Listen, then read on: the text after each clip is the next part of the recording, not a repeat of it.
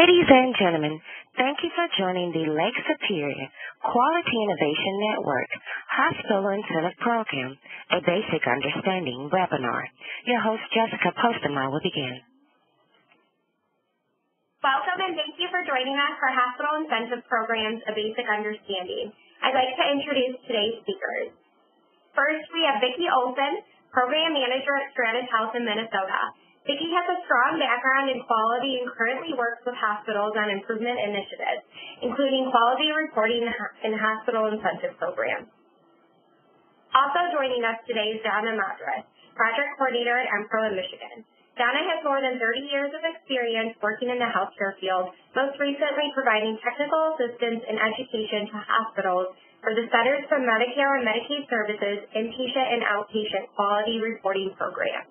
And lastly, we have Pam Clemens, Hospital Value-Based Team Lead at Medicare in Wisconsin. Pam has a background in database security and administration, report writing, and data analysis. She has been involved in quality reporting since it began over 10 years ago as a voluntary program. At this time, I would like to turn it over to Vicki. Thanks, Jessica. Good morning or afternoon to everyone. So we wanted to start out with a review of what the LSQIN is. So for this 11th scope of work, CMS made some changes in structure. You already know about the change to using CPRO for case review, appeals, etc. For the beneficiary protection focus. For the improvement focus, CMS asked 3 to 6 states to work together to support improvement. Minnesota, Wisconsin, and Michigan decided to band together and form the LSQIN. LSQIN stands for Lake Superior Quality Innovation Network. You can see this in the map that our states are all in the kind of the pinkish salmon colored area. What this means to you is that we will still be the first point of contact for our states and have responsibility for supporting improvement for you as we previously have. But now we are able to share resources and learn from each other, particularly for our Learning and Action Network activities. This is our first jointly held webinar for the PPS hospitals on the CMS incentive program, so we will be sharing the presentation. So the objectives for today are to understand the current status of the 3 incentive programs, VBP, Readmission Reduction, and HAC programs, share tools to understand and support the CMS incentive programs, and identify tips for improvement. We will be doing some polling questions throughout the presentation so that we get a sense for where the group is in different areas. So we'll pause for those polling questions. So I'm going to start by reviewing value-based purchasing.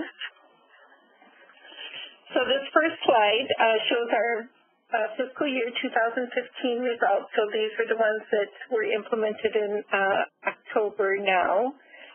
So you can see the national performance and how our 3 states ranked for their overall total performance score. So here's the first polling question. So are you aware of what new measures are included in the hospital value-based purchasing performance period for fiscal year 2017? So that's the one starting in January. Yeah? Hi, Jennifer. Okay, no problem, Jennifer. Let me place you back in. Do you want to ask her how she can get it from getting stuck? Okay, let me place you back in, Jennifer. Sorry for disturbing.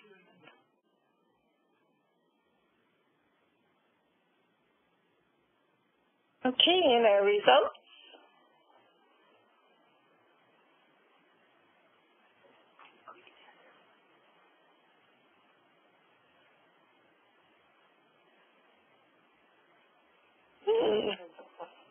I'm not seeing the results. Oh, here we go. Okay, looks like most people are familiar with them. Still, some that are learning them, and then some of no answer. So we're going to do just a brief review here of the fiscal year 2017. So this would be for the performance period starting with January discharges. So these are really the areas to watch.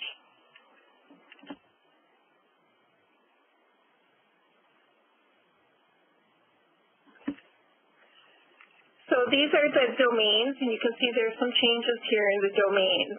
There's a couple new domains with safety and the process.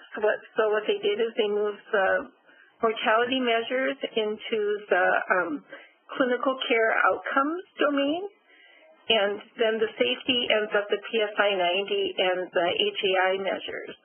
But the percentages have changed a little bit, so as the process measures have been topped out and those have been removed, there's fewer percentage points for that clinical care process category of 5%, and patient experience of care has dropped a little bit too. So on the next slide, we have the different domains that we just went over, and then what measures are underneath each of them. So you can see with clinical process, there's only 3 measures now. One is new, the PCO1, elective delivery prior to 39 weeks, and then the other 2, AMI 7 and immunizations, the flu shot has continued.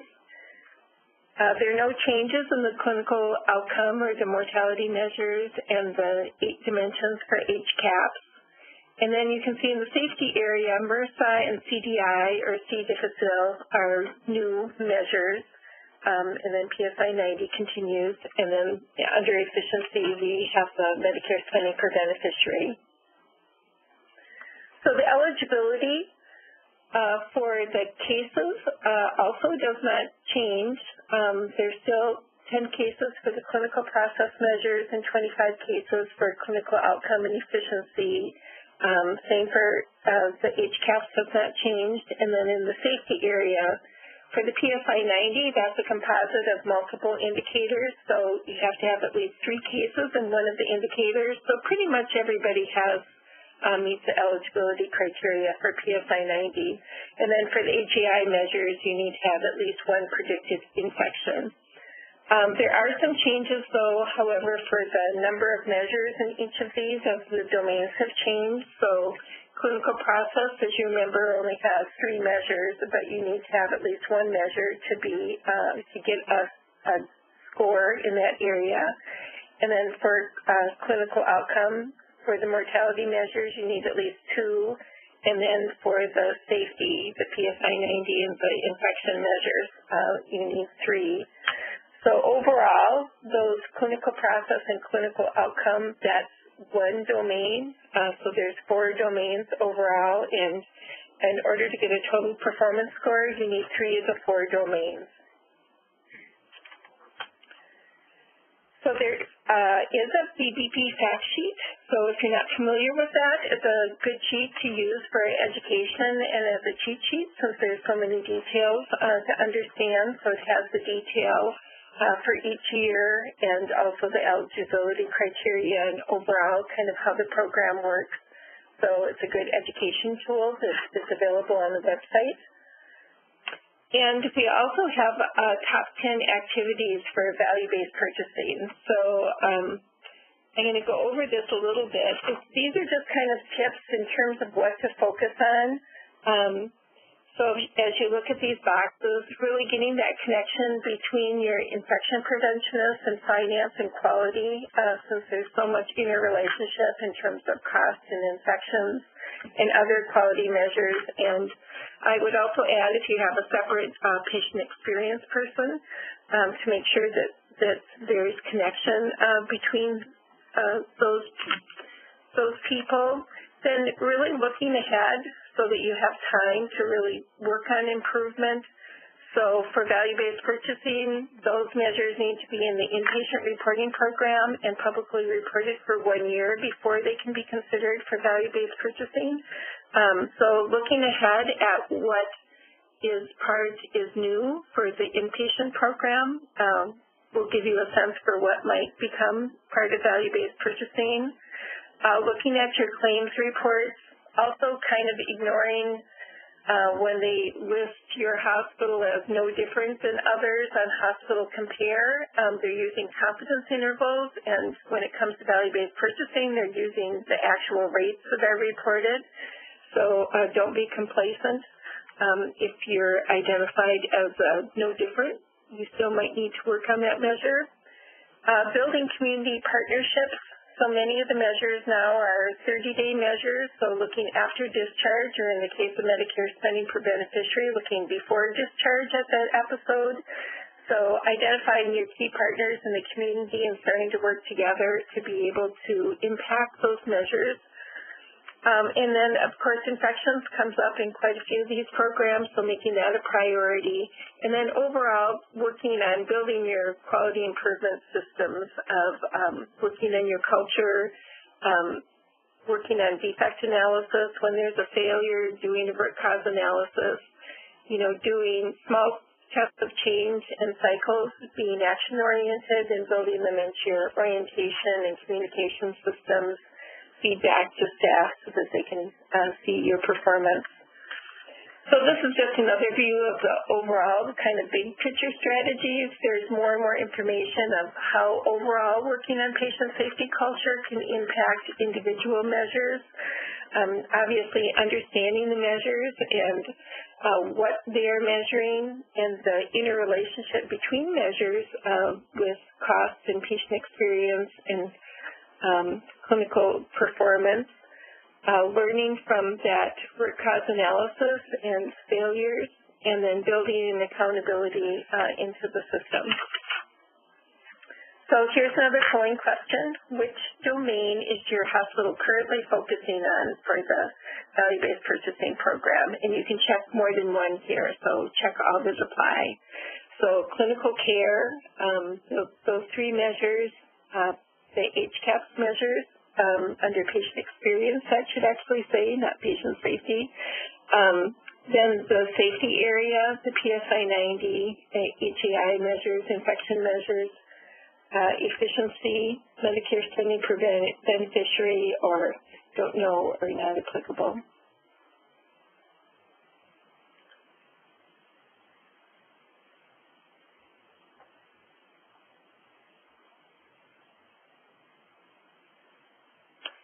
We'll just wait for the results here.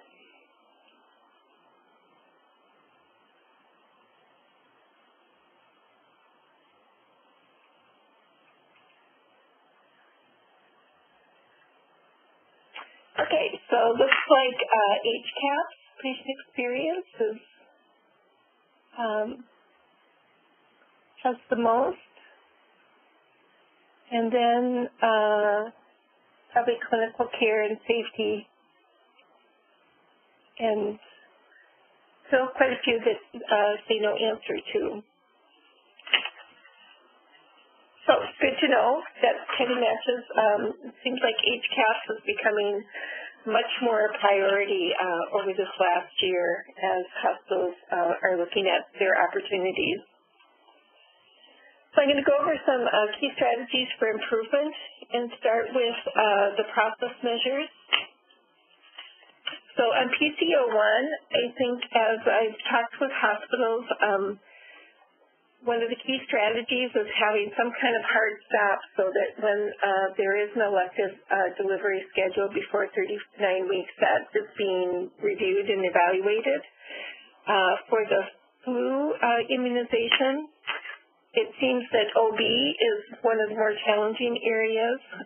So for hospitals that have built in a system in their med-surg areas, OB still can be a challenge. So building in a trigger where the flu shot is given after delivery, if your physicians are uncomfortable giving it at delivery or patients are, but avoiding doing it at the end where there's all the busyness of discharge. So one idea is that transfer to postpartum as being the trigger for giving the flu shot as a best practice. For mortality, these are some of the areas that are key to work on. When we've looked at and had hospitals look at some of their discharge level files that you get with both your inpatient and value-based purchasing results, oftentimes those patients are end-of-life care. So being able to refer patients to hospice and hospice care. For this particular measure, if in hospice prior to admission or on the first day, they are excluded from this measure, but if they're discharged from hospice, they still are included in the measure.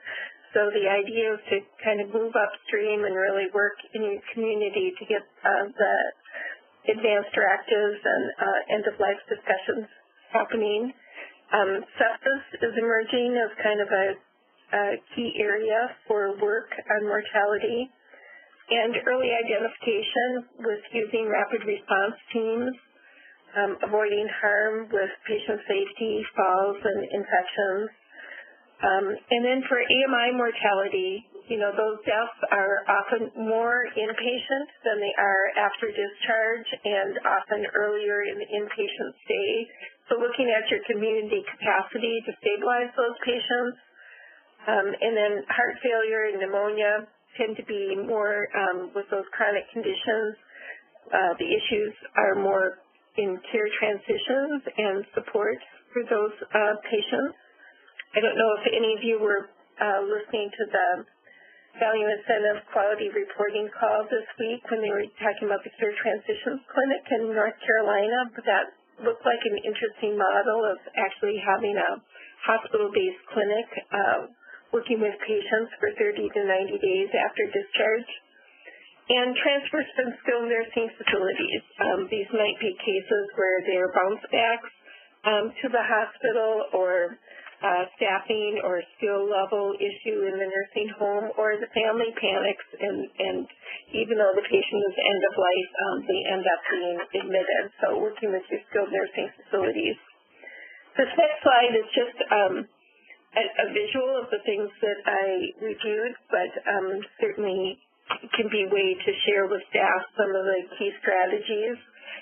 Also interested in feedback, if there's other areas that you'd like to have. We've thought about maybe for that early elective deliveries, maybe we should put end-of-life care on there, but obviously the focus here is on reducing mortality, but obviously honoring choices at the end of life are a key component also.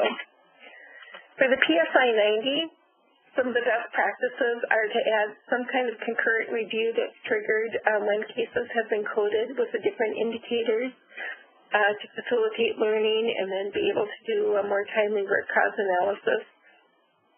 And as I mentioned, there are discharge level files with these claims reports, so you can review those and do some learning as to patterns that might occur in your particular hospital.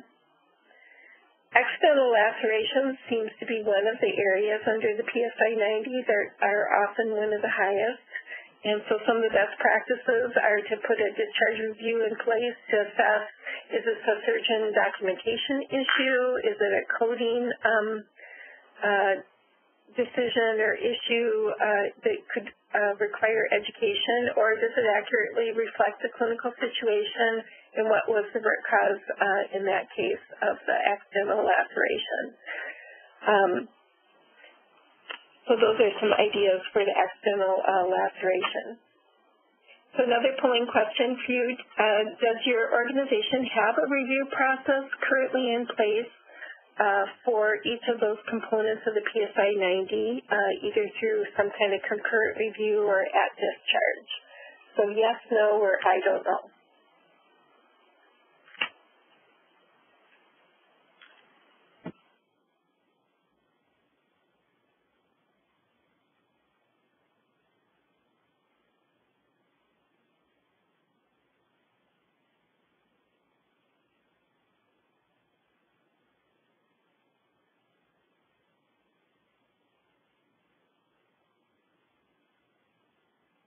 Okay, it looks like polling is ended, so we'll just wait for the results.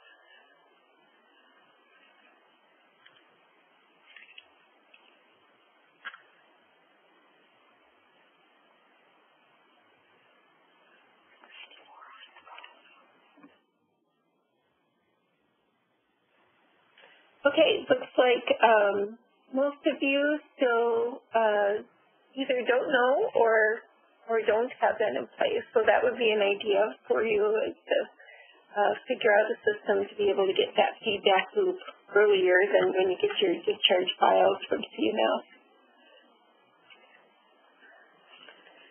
So HAI is a key area for improvement, and this also infections is a high priority for CMS, so you'll see it in other incentive programs.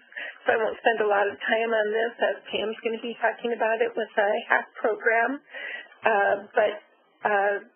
You know, with MRSA and CDI or C. difficile being added, there's obviously more and more emphasis when it comes to 2017 value-based purchasing. For Medicare spending per beneficiary, this one is, I think, a tricky one because you don't actually get what the benchmark, you know, what the achievement threshold is and the benchmark. But overall best practice has been 0.82, so that's kind of the number to aim for. And the suggestions here are to identify priorities. There's two ways that CMS cuts this data, by looking at time period before admission, during admission, and after discharge, and gives you percentages so you can see what your comparison is for those percentages in those three buckets and where you might focus on as a priority. Or they also cut it by major diagnostic group or MDC, and so you could look at how you compare in those particular MDCs to start looking at where you might have opportunities. HCAHPS improvement does seem to be a major priority for most large health systems, and I think our polling question kind of reinforced that. It currently does not include the care transition measures, but that is planned, and it could be as early as the following year in 2018 fiscal year. So it's planned to include those in the future, and it does not include the willingness to recommend. So most of you probably have these listening posts in place, but just thought good to kind of look at the big picture. Obviously, your individual survey results, and those can vary by unit, so really looking at what's your results and working based on that data. Having systems for complaints and errors as opportunities for learning and changing. Social media, Facebook, Twitter, LinkedIn, and blogs that hospitals might have. Obviously, staff are hearing feedback all the time, so using your staff for ideas for improvement. And then having patients both on committees, patient advisory committees, but getting that patient voice integrated into your systems. We did do a grade 8 series in November and December on involving patients and patient advisory committees. So those are recorded, and those would be a resource to you if you don't currently have that in place. And you can use your state contact to get more information.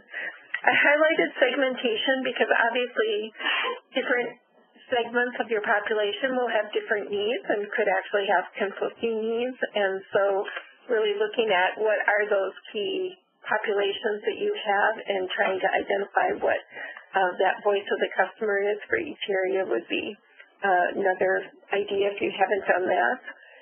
And then this is a summary. I think as I looked at the different strategies for improvement and the discussions that happened at IHI, for those of you that were at the IHI conference last week, really is, you know, oftentimes people know what the right thing to do is, but the challenge is really getting that consistency with staff. So how to have that, your staff have empathy and situational awareness so that, you know, in the middle of the night when the squeaky cart goes down the hallway, that they're aware of the impact of that to the patient. And then building in systems so that you can individualize and personalize care to that patient and find out what's really important to them in terms of having a great experience or the best experience that they can have. So being present and figuring out strategies to help your staff stay present, which I think a lot of hospitals are really focusing on staff satisfaction and involvement so that they can engage in their staff in the care. Here's a couple of Resources, the Plain Tree Picker Improvement Guide, and then an HIA Guide. And in terms of future measures, we know the hip and knee complications, so that's a claims-based measure that you would have gotten as part of your kind of multiple reports that come out together. They would have come out in August of this last year, so looking at that claims report and then realizing that the care transitions measure will be part of HCAHPS. One is to watch is there are plans of having condition-specific spending measures, so you've already gotten results on that, so those would be ones to look at. And then there's talk about looking at episode-based cost measures, so UTI, cellulitis, GI hemorrhage, have some medical ones, and then some surgical ones for hip and knee replacement, revision, and lumbar spine fusion, refusion. And then the mortality measures that are part of inpatient program but aren't currently part of value-based purchasing, stroke, COPD, and CABG would also be ones to watch. So I'm going to pass it off now to Donna Madras to talk about the readmission reduction program. Donna? Thank you, Vicki. Good afternoon, everyone. The readmission reduction program was mandated by the Affordable Care Act. It began with fiscal year 2013.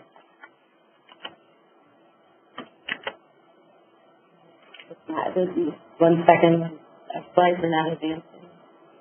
Okay.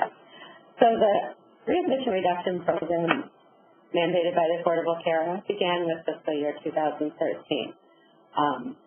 It is a hospital-based diagnosed DRG penalty that increased from 1% in fiscal year 13 to 2% in fiscal year 14 and to the maximum percentage of 3% for fiscal year 15. It was created to reduce payment to hospitals for excess readmissions, and it is intended to link payment to the quality of hospital care. The program excludes planned readmissions, and the excess readmission ratios will be displayed on hospital compare. And for fiscal year 15, that should be any day now that will be refreshed on hospital compare. So performance periods for each of the fiscal years, in retrospect, there's the 3-year data. For fiscal year 13, July 1 of 08 through 6/30/2011 was included. And for fiscal year 15, 7/1/10 to 6/30/13, that data was used to calculate these penalties for readmission for fiscal year 15. And in order to be eligible, you have to have at least 25 cases minimum. So for the purpose of the readmission reduction program, the definition of readmission is admission to an IPPS hospital, acute care hospital, within 30 days of discharge from either the same or another IPPS acute care hospital. Also, for the readmission reduction program, there's a risk adjustment methodology that is used to calculate an excess readmission ratio, which it adjusts for the hospital's patient case mix, and it takes into account patient demographics, their comorbid conditions, and the patient's frailty. So it looks at how sick your population is and adjusts for that, so that you're not being compared to other hospitals that have different types of patients that maybe are not as sick. The readmission conditions that are used for fiscal year 15 include the readmissions that are used for the hospital IQR program for AMI, heart failure, and pneumonia are the 3 initial ones. And in 2015 fiscal year, they added the chronic obstructive pulmonary disease, or COPD, and elective hip and knee replacement patients that were readmitted within the 30 days. For fiscal year 16, there will be no new conditions added, but going forward for fiscal year 2017, the coronary artery bypass graft readmissions will be added to the readmission reduction program. Hospitals should have received a fiscal year 2015 hospital-specific report for the readmission reduction program in this past July 2014. These reports include the state and national readmission rates, detailed discharge level report, and risk factor information. So there's actual patient level data that's included in these reports. And CMS allows for a 30-day review and correction period. So if you were to dive into these reports and you find an error, once you've identified it, there are instructions in these reports as to what entity you would contact in order to request a correction during that correction period. And I believe this past year they had extended it into September. So if they come up against issues, they will always extend that opportunity. So the next slide, we're not going to get through the readmission reduction program without another polling question. So we'd like to know which measure is your hospital focusing on for the readmission reduction program. You can check all that apply. There's the AMI, heart failure, pneumonia, COPD, your total hip and knee arthroplasties. You don't know or it doesn't apply. So I'll give you half a minute to go ahead and make your selections.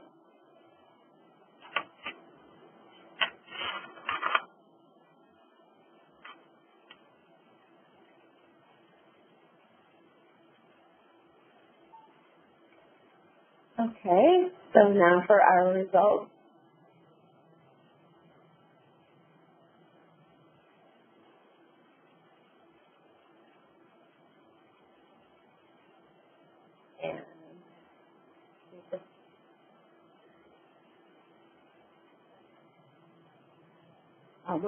Here we go. So it looks like the heart failure as the most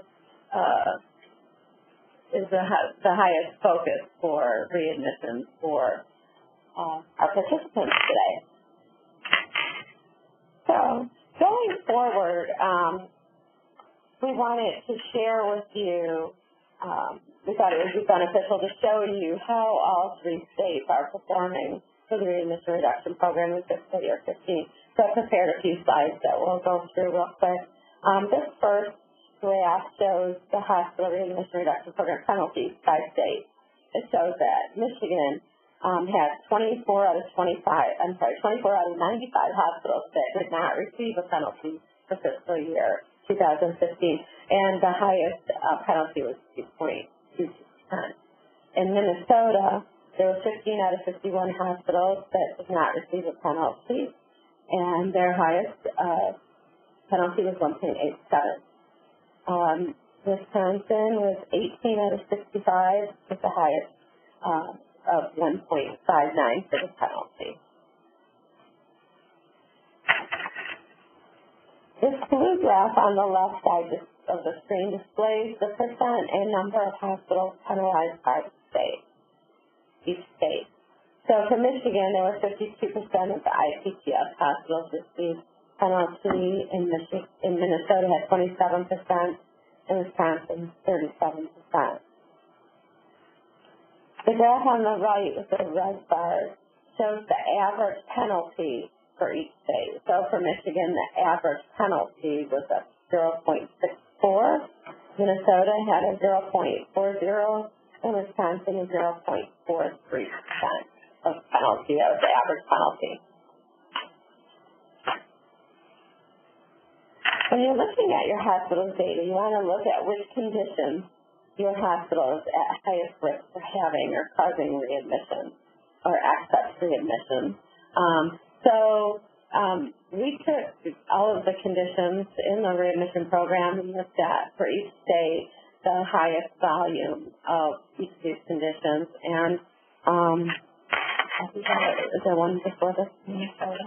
For Minnesota, their highest is the the hip and knee arthroplasty cases. There are 12,973 that are the highest risk for possible readmission, with the AMI being the lowest risk condition. In Michigan,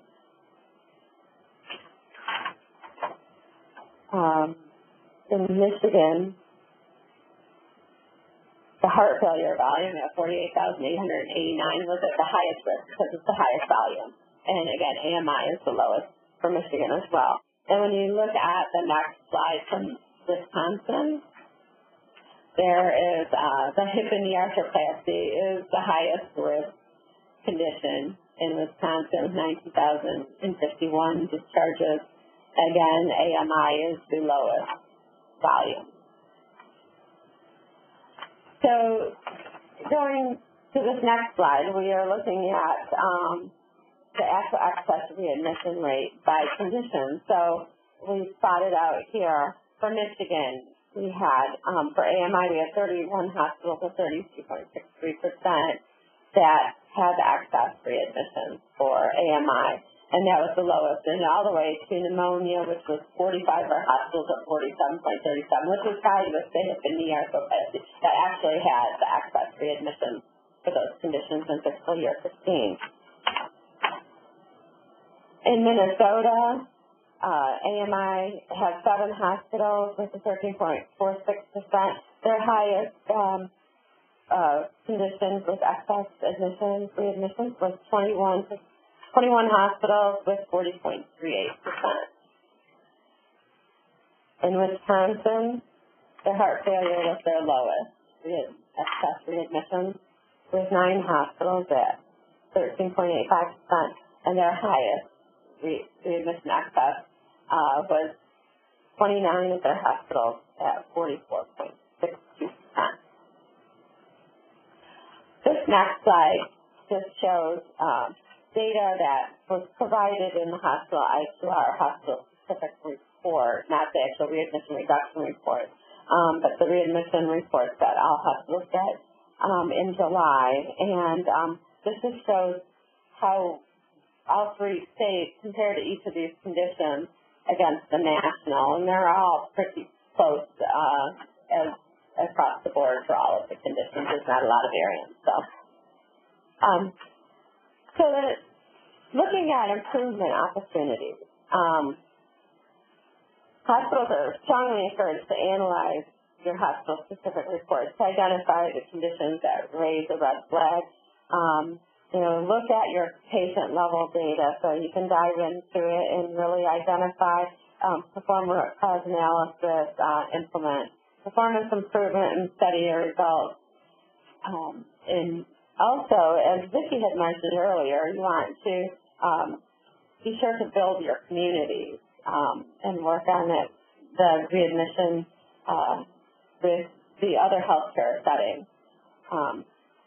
Also, the QIOs, Medicare, Strata, and MPRO, we have the collaborative that will also help the care transition collaborative that you're to participate in, where you would be provided educational opportunities for improving your readmission rates. And so there's a slide later near the end that gives you the contact information if your hospital chooses to participate in any of these collaborative care transitions, being one of them.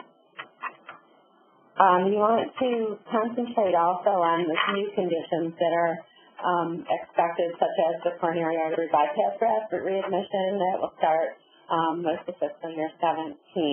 So you want to look at your dry run reports that you received in August and really concentrate on how you're performing on that report. You want to implement major readmission strategies and tools, and you can find some of those on the RARE website at the link provided on the screen here. This is just 2 resources. One is the CMS.gov resource about readmission reduction program, as well as the qualitynet.org was another link that you could use to find out additional information about the readmission reduction program. The last is a fact sheet here that is also going to be posted on the website that will be provided following the webinar today. But this has a lot of interesting information and is a very good resource for anybody with questions or want to use for education about the readmission reduction program. So that is all I have for this today, and now I will pass the presentation over to Pam Clemens from Medicare in Wisconsin to provide information on the hospital acquired conditions program. Thank you. Thank you, Donna. Hello, everyone. I will be providing a high-level overview of the hospital acquired conditions, or otherwise known as HAC program, along with the fiscal year 2015 results and future changes to the program. A little bit about fiscal year 2015. This was the first year of the HAC program, and it is the third incentive program implemented by CMS, in addition to the value-based purchasing and the readmission reduction program. The measures are inpatient quality reporting measures and overlap with the value-based purchasing program measures. The HAC program is set up similar to VBP program with measure scores, domain weighting, and the total score. This is a penalty program with no gains. Therefore, well-performing hospitals will not receive additional money. In this program, the poorer performing hospitals will be the ones that receive the 1% penalty. This chart provides information about the two domains that are used for the HAC reduction program. And as we can see from the chart, domain 1 is the AHRQ PSI 90, or patient safety indicators, and domain 1 includes 8 patient safety indicators, and they are listed there. Claims for all Medicare fee-for-service during the performance period of July 1st, 2011 through June 30th, 2013 are used to calculate for domain 1. For domain 2, uses the CDC calculated standardized infection ratio, or otherwise referred to as SIR. SIRs are ratios of observed predicted numbers of healthcare-associated infections. The CDC uses chart-abstracted data reported to NHSN for infections, and the performance period for domain 2 is infections occurring from January 1st, 2012 through December 31st of 2013. The next slide is the HAC calculations. Hospitals are classified based on their measure results. For PSI 90, the CLABC SIR, the CAUTI SIR, and assign a measure score between 1 and 10, which reflects the hospital's relative rank in 10 groups or deciles for that measure. The measure score is used to determine the domain score. The domain 1 score is determined by the points assigned for the PSI 90 composite measure results, because it is the only measure in domain 1. In domain 2, the score is determined by the CLABC measure score plus the CAUTI measure score divided by 2.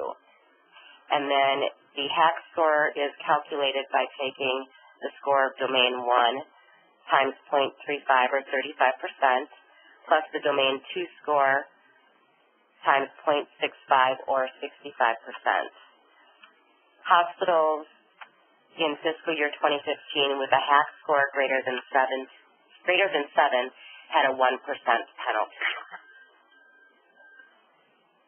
And now we would like to do a polling question. We'd like to know which domain or domains is your hospital currently focusing on for the HAC reduction program. Please check all that apply: PSI 90 composite, CLABC, CAUTI, don't know are not applicable, and we will wait for those results.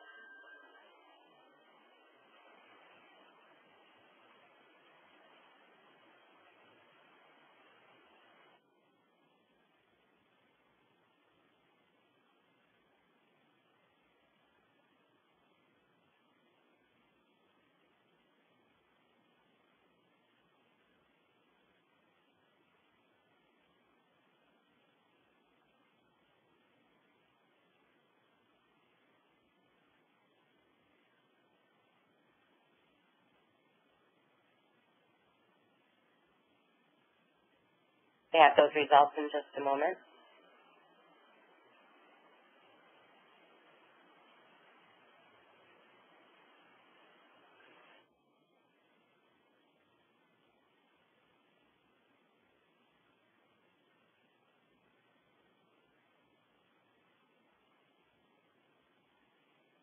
Well, they have not come up on the screen yet, so I'm going to go ahead and advance to the next screen. Maybe they'll come up while I'm discussing that. Penalty. Oh, here we got the results now. It looks like CAUTI is a main area of focus, followed by Class C and the PSI 90 composite. The HAC penalty adjustment occurs after the base DRG payment adjustments have been calculated. The value-based purchasing and readmission reduction program penalties are taken first. Hospitals with a HAC reduction will receive 99% of the amount of payment that would otherwise apply to discharges. This includes the base DRG and add-on payments of outliers, disproportionate share hospital, uncompensated care, and indirect medical education.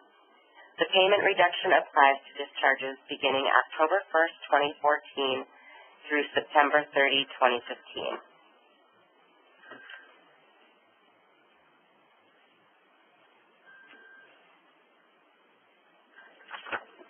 The next three slides are the HAC fiscal year 2015 results by state. The data for these graphs was taken from the Hospital Compare Specific reports that were released in July of 2014. So we will see in Michigan, total HACs, the hospitals, there were 95 hospitals in Michigan that a HAC score was calculated for. 21 of these received a HAC reduction, which is 22.1%.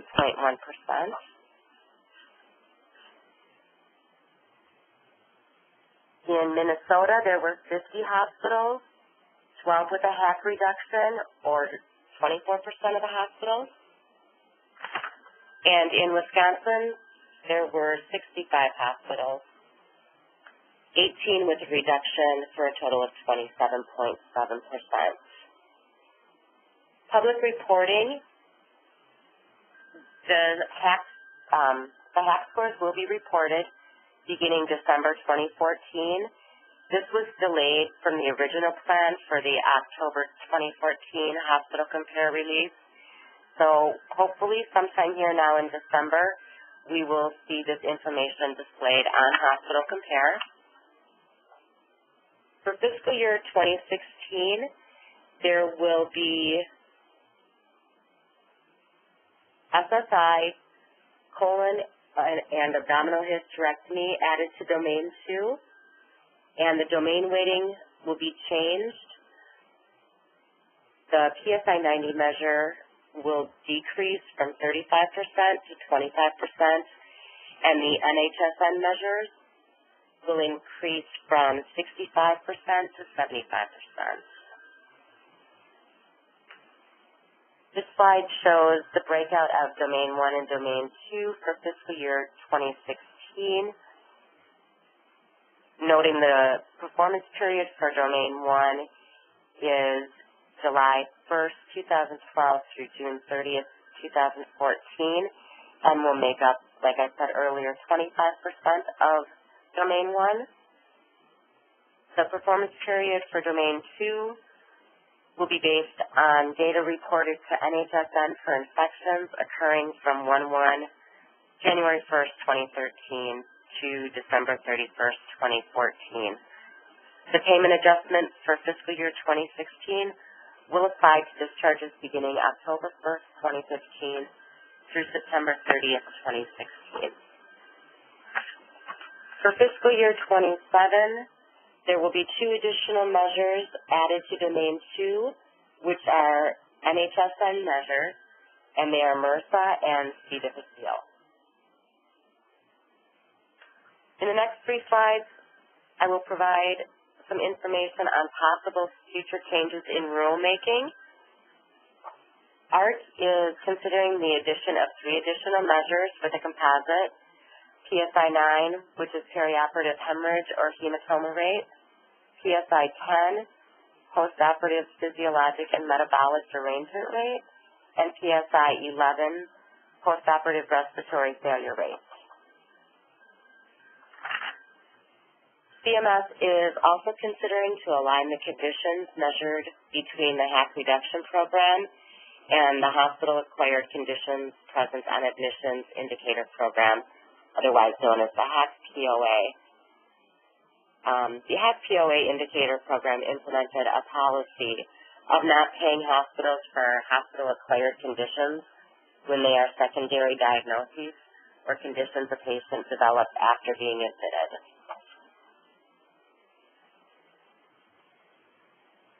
Additional future changes: Measure Application Partnership, or MAP, noted a number of gaps for this program. A little overview of MAP: it is a public-private partnership convened by the National Quality Forum to provide input to the Department of Health and Human Services on the selection of performance measures. They would like to add PSI 5 to address foreign bodies retained after surgery, and development of measures to address wrong site surgery and sepsis via post-operative infections. Also in the 2015 IPPS final rule, comments received by CMS urge for additional safety measures, which are PSI 4, the death rate among surgical inpatients with serious treatable complications; PSI 16, transfusion reaction count; surgical site infections following hip and knee arthroplasty; and SSIs following high-volume procedures such as C-sections. Before, you notice that we had a VBP Fact Sheet and a Readmission Reduction Program Fact Sheet. There is also a hospital-acquired condition fact sheet as well that will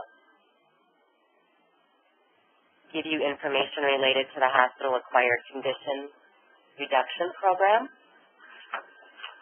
And one more polling question: have you performed root cause analysis or any of your hospital's incentive programs on any of your hospital incentive programs, VBP, HAC, or RRP data, yes or no?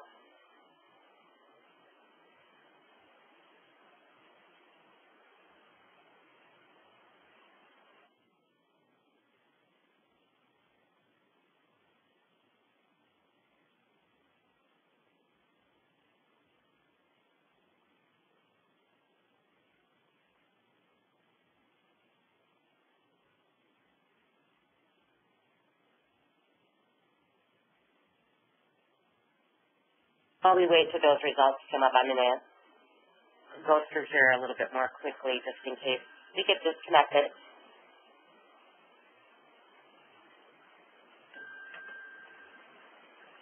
We provided some links to HAC Resources. One is the NHSN website, the CDC.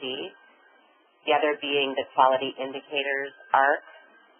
And then a link to the hospital inpatient section on QualityNet for the hospital-acquired condition program. And as Donna said earlier, please consider joining your state collaborative for care transition in HAIs.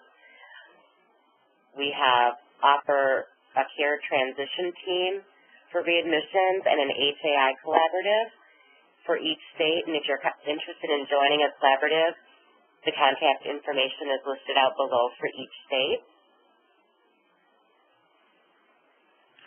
We also have included some IQR resources, and you may be familiar with the website www.qualityreportingcenter.com, which is the hospital IQR and OQR website that they've just made. That's a fairly new website that's available. And then also just a reminder of the QualityNet Help Desk phone number, email address for them. And before we open up I don't know if we have time for questions, but before we do open up the line for questions, I would like to request that you complete the evaluation before exiting the webinar. And then any questions? Ladies and gentlemen, if you have any questions, please press the number 1 key. Again, if you have any questions, please press the number 1 key. Our first question is going to come from Lillian Rogers from the Hoser Medical Center. Please go ahead. Yes, I just want to know if her slides are going to be available. These slides will be available probably in about a week on the LSQIN YouTube page. The URL for that is youtube.com/user/LSQIN. Thank you. Our next question is going to come from Jennifer Mercy Hospital. Please go ahead. Hi there. I wondered if there was some sort of fact sheet that listed all the different time periods and the different fiscal years for each one of the programs. And I think it's confusing to me anyway when you're talking about fiscal year 17 for one program and fiscal year 15 for another. Kind of what years are those around? So I didn't know if you had any kind of quick fact sheet.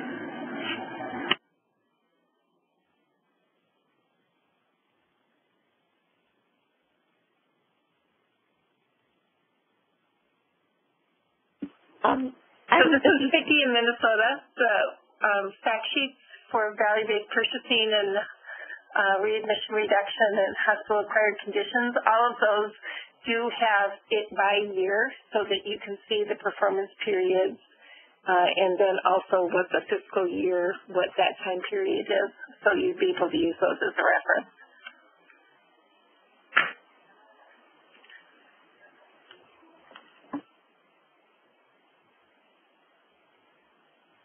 Okay, our next question is going to come from Lisa from Crenton Hospital. Please go ahead. Hi, I had a question. I'm wondering if there's any resource out there that lists the core measures and for starting January 2015, which programs are requiring which core measures. I know value-based purchasing is different than joint commission, which might be different than what's posted on Hospital Compare.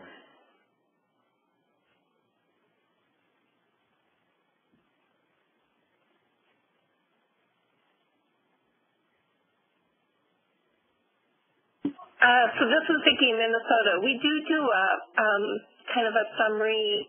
It doesn't include joint commission. It includes a column for joint commission because each hospital has the option of which joint commission measures they share. But we do have a summary of inpatient and outpatient measures. You can go to QualityNet also and get the information on the inpatient program separately and the outpatient program separately. That's posted on QualityNet. We do get that request about joint commission quite a bit, so that's certainly something that we could follow up with and try to come up with an overall summary. So it might be what we develop for Minnesota. We could also look at sharing state to state. We do have some state-specific information on there, but we could come up with a generic one for LSQIN. That would be helpful. Thank you. And our next question is going to come from Sabrina from Kenosha, visiting nurse. I'm sorry, I don't have a question. Okay, our next question is going to come from Rachel from Homeland Hospital. Please go ahead. I just would like access to those slides, and whoever listed off the URL did it so quickly that your text didn't pick it up. Is there any way it can be sent to those of us who visitors? If you could email me, this is Donna Madras. My contact information is right there, dmadras@mpro.org. I'll be happy to send those slides out to you. Thank you, Donna. You're welcome.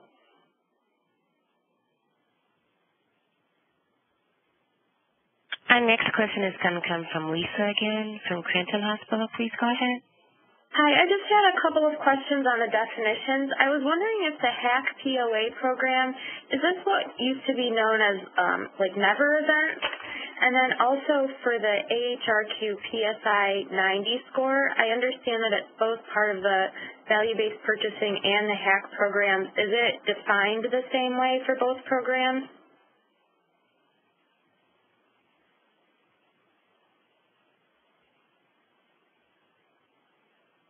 I can jump in here. This is Vicki in Minnesota. The PSI 90 is the same measure. They are looking at 3 other indicators potentially to be adding to that measure, but the definition for both the HAC program and value-based purchasing and the inpatient reporting program are all using the same definitions for the PSI 90. And then your other question was? In regards to the HAC POA program, is that what used to be known as like the never events that we weren't getting reimbursed for? Right. That is a separate program, so that still exists. So if you have one of those diagnoses and they were not present on admission, you would not get paid for that admission, or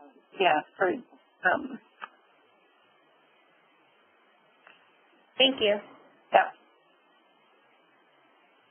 There are no more questions in queue at this time. Okay, well, thank you all for participating, and I hope everyone has a happy holiday. Thank you. Thank you. Thank you, ladies and gentlemen, for joining. This completes your webinar. You may all disconnect and have a great day.